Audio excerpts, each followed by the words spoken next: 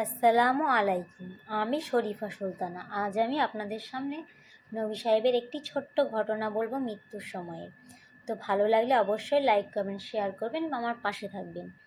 আর এরকম ইসলামিক ছোট ছোট গল্প শোনার জন্য আমার চ্যানেলটি সাবস্ক্রাইব করে রাখবেন। তো শুরু করা যাক। মহানবী সাল্লাল্লাহু আলাইহি সাল্লামের মৃত্যু সময়ের একটি ঘটনা।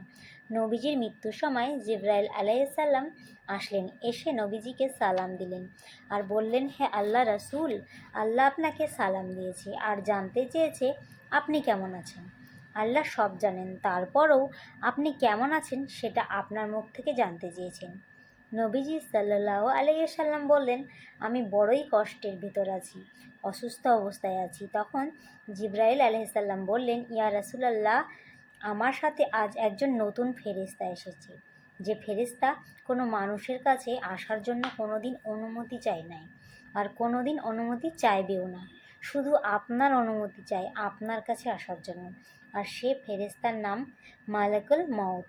মালাকুল মাউত রাসূলের অনুমতি নিয়ে রাসূলের জান মোবারকের কাছে এসে সালাম দিলেন, বললেন, ইয়া রাসূলুল্লাহ, আমি আদম আলাইহিস সালাম থেকে শুরু করে এই পর্যন্ত যত মানুষের জান কবজ করেছি আর কিয়ামত পর্যন্ত যত মানুষের জান কবজ করব, কারো কাছে অনুমতি চাইনি আর চাওয়া আমার লাগবে না। কিন্তু আজকে আমার আসার সময় আল্লাহ বলেছেন আমি যেন আপনার অনুমতি চাই। নবীজি বললেন, মালাকাল মাউত, আমি যদি অনুমতি না দিই? মালিকাল মাউত, ইয়া রাসূলুল্লাহ বলেছেন, যদি অনুমতি না পাও ফিরে এসো। আল্লাহু আকবার।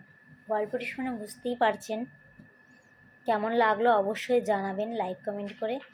তো আজকের জন্য এই ছোট্ট গল্পটি আপনাদের জন্য। ওয়ালাইকুম আসসালাম।